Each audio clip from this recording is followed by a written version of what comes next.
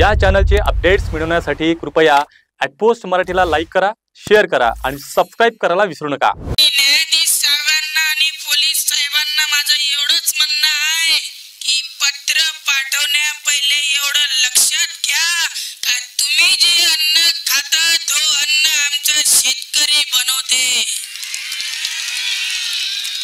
तुम्ही जे अन्न खाता तो अन्न आमचा शेतकरी बनवते।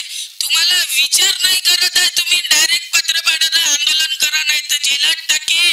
मला माहिती आहे हे मी बोलल्यानंतर माझा वाद होईल, तरी मला याची काही पर्वा नाही आहे।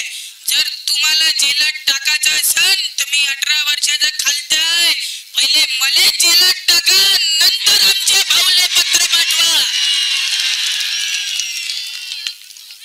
तुमच्यामध्ये जर वार करण्याची क्षमता असेल तर पहिली गोडी या सोमकर्ताराच्या छातीवर चालवा, नंतर बच्चू भाऊच्या छातीवर चालवा, हे सांगतोय।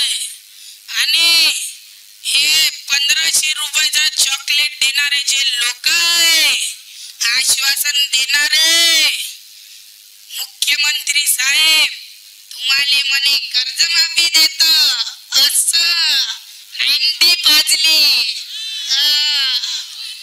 मार बटना दाबल्या तिथं जाऊ। आणि हे पत्र बच्चू भाऊले आला।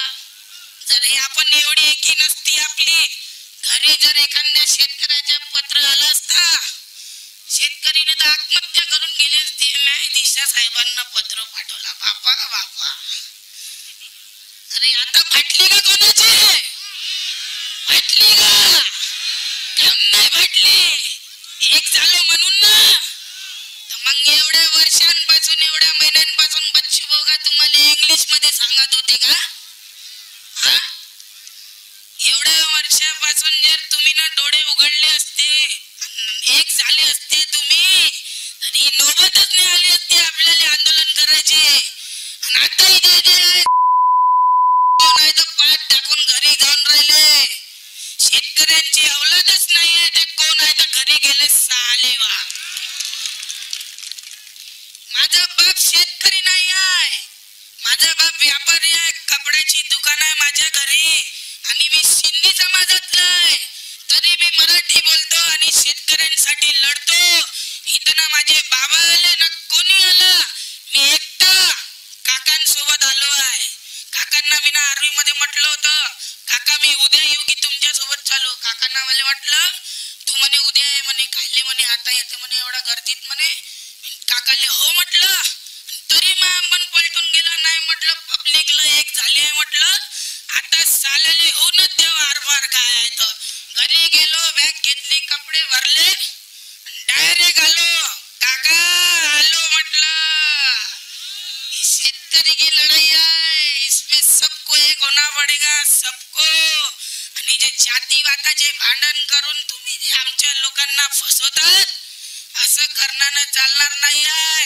आणि तुम्ही का आम्हाला 1500 रुपये भीक देता? आम्ही ना, आम्हाला जर तुम्ही ना योग्य भाव दिला आमच्या मालाले, आम्हाला कर्जमाफी दिली, आम्ही शेतकरी लाडका भाऊ योजना काढू आणि सरकारले 2500 रुपये महिन्याची देऊ। ही शेतकऱ्यामध्ये क्षमता आहे आणि शेतकरी कधी खोटा पडत नाही म्हटलं। आणि हे आश्वासन तर आम्ही देतच नाही, आमच्या शेतकरी आश्वासनाच्या बरोबर राहिला, याच्या नंतर गलती नका करता रे बा। सरकार लय भयानक आहे, कुठच्या कुठं म्हणते। आणि बॅनरवर मी न पाहिलं होतं इलेक्शनच्या वेळे, शब्दाचा पक्का माणूस, आणि तिथं बोर्डावर फोटो होता। हे शब्दाचा पक्का माणूस आहे, बापा बापा। शेतकऱ्यांचा सातबारा करा कोरा कोरा कोरा, आणि इलेक्शन झाल्यानंतर कर्ज भरा, काय होय? मग ते शक्तीपीठ बनून राहिले म्हणते, आणि तर कर्ज माफी राहिली, ते समिती बनवते म्हणे, समिती बस होऊनच राहिली। तुम्हाला एवढंच सांगतो, तुम्ही किती पण तुमची ताकद लावून घ्या मुख्यमंत्री साहेब, आम्ही इथून हटणार नाही म्हणजे नाही। हे महाराष्ट्र का शेतकरी एक हो चुका है।